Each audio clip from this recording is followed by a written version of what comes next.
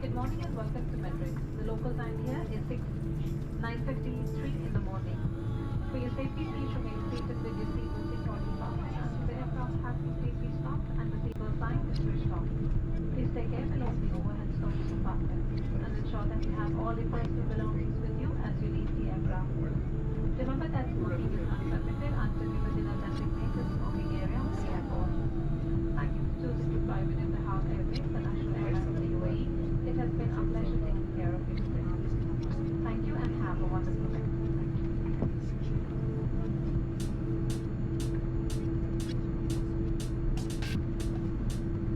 Señoras y señores, bienvenidos a Madrid. Gracias por volar con Etihad Airways, la aerolínea nacional de Emiratos Árabes Unidos, sirviendo al mundo desde nuestra ciudad capital, Abu Dhabi. Gracias y buenos días.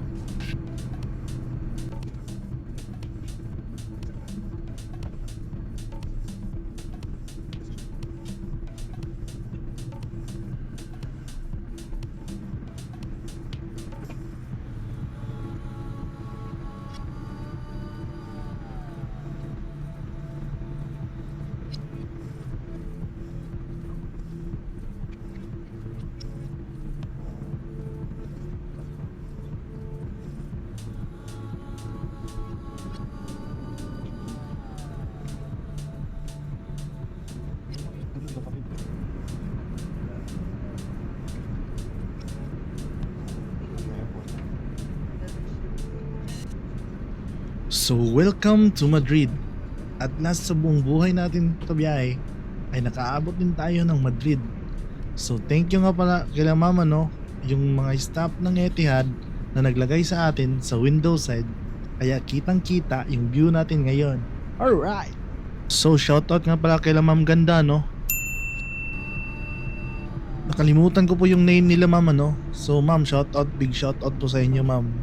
So guys, kung babiyahe po kayo tapos yung aeroplano nyo ay Etihad, hanapin nyo po yan sila ma'am, kasi pag hihingin nyo window side, bibigyan nila yan.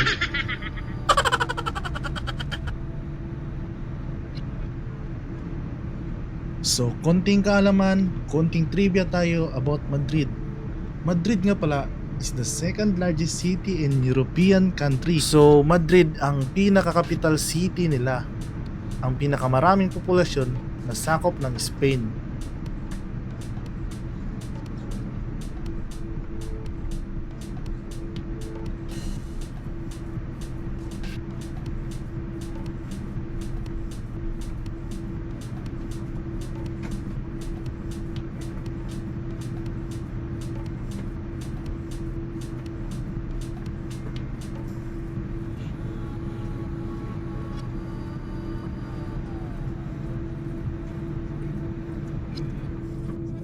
have a crew with the sound doors and cross check, please?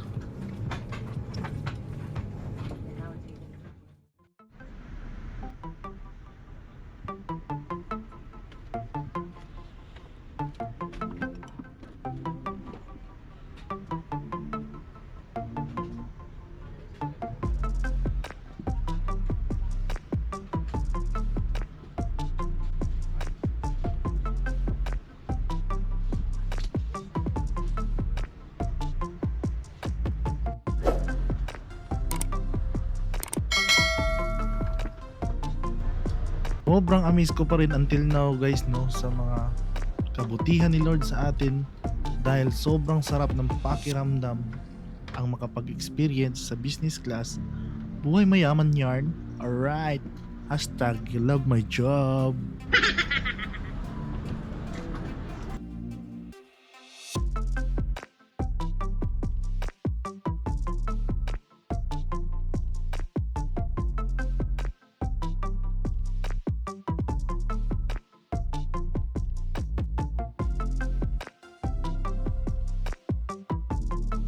So nauna akong lumabas sa mga kasama ko dahil nasa business class nga tayo.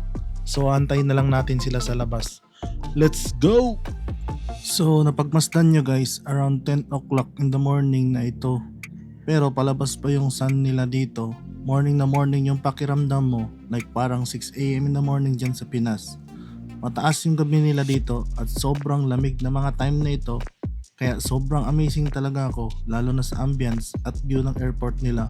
Alright. Hindi ko masyado nakita yung view ng labas ng airport guys ng Abu Dhabi kasi gabi tayo nagbiyahe doon. Pero dito talaga sa Madrid, sobrang sarap ng sunrise nila. Alright.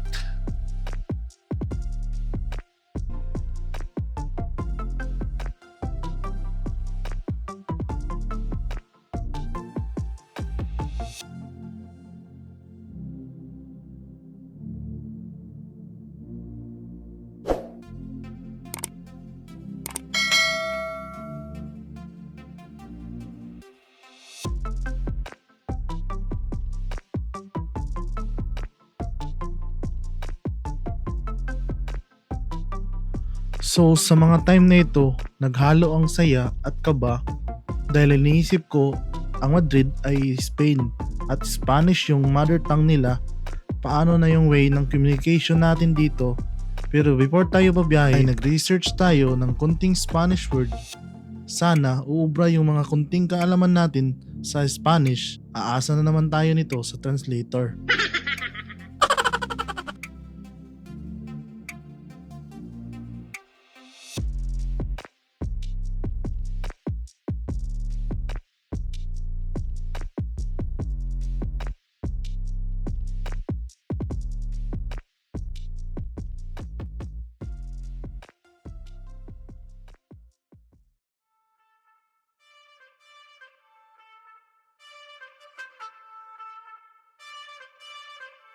So nawala yung kaba namin dahil dito kay Ilik Si Ilik ay matagal na rin nagbabarko pero may alam siyang Spanish word at nakapagbiyahe na siya sa ibang airport ng Spain pero first time ni Ilik dito sa Madrid din. So si Ilik in short of electrician, sila yung may pangkaraniwang kakayahan na nagtatrabaho sa barko, na eksperto sa kuryente, mga ilaw, wires, lahat ng gumaganang gamit na kuryente yung source. Kaya shoutout sa mga electrician dyan. Alright. Lek, kung saan ka man ngayon, ingat ka palagi. God bless you, Lek. Love you. 200. Sama kayo. Oh, sama-sama.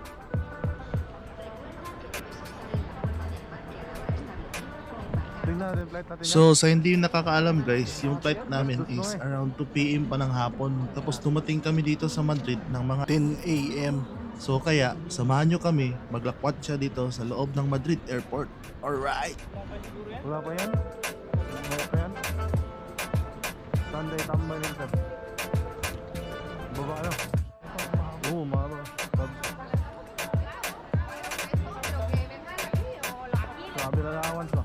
Wala sir, binigay sa inyo. Si Ilik nga pala guys, mag-isa lang siyang bumiyahe at mag-isa niya rin mag-join sa kanyang barko. Buti nakilala namin si Ilik sa airport ng Abu Dhabi. lahat ng mga katanungan namin ay sinagot ni Elec dahil first time din namin magbiyahe ng 3 connecting flights. Alright. Ah, diya. From Manila to Abu Dhabi, then Abu Dhabi to Madrid, then Madrid to Palma de Mallorca, Spain. Alright.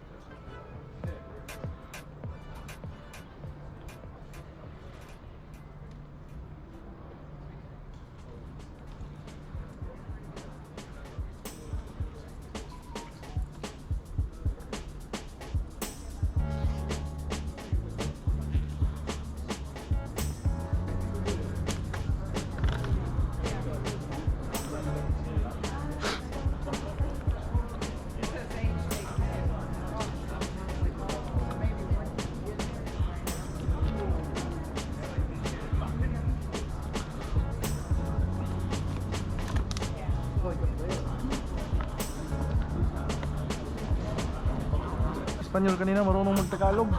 Doon sa tabi ko.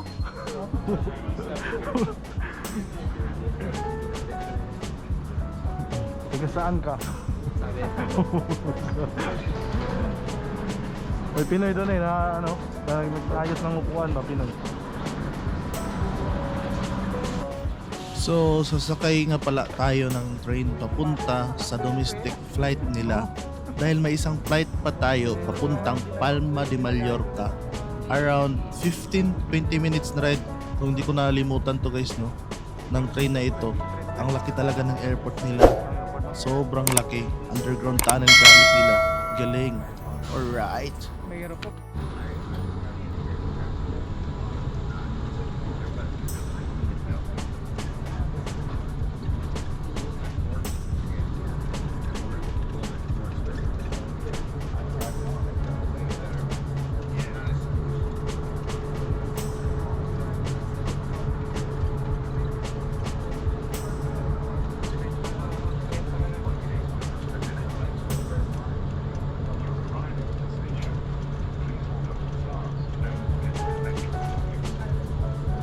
Ah, bas. Bukas ko pala sa inyo.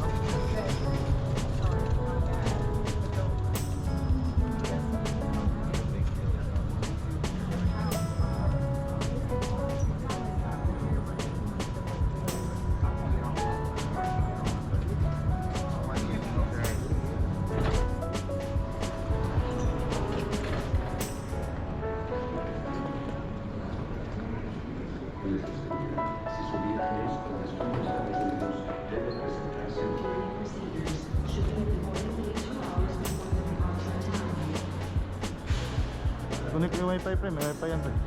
May wifi.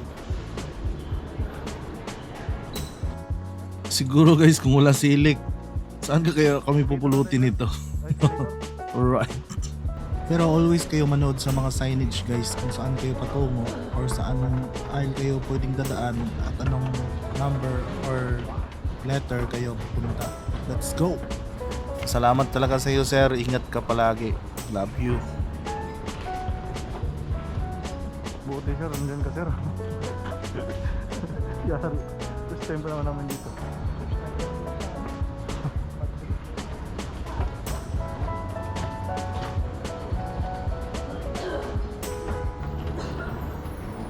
Saan ganda yung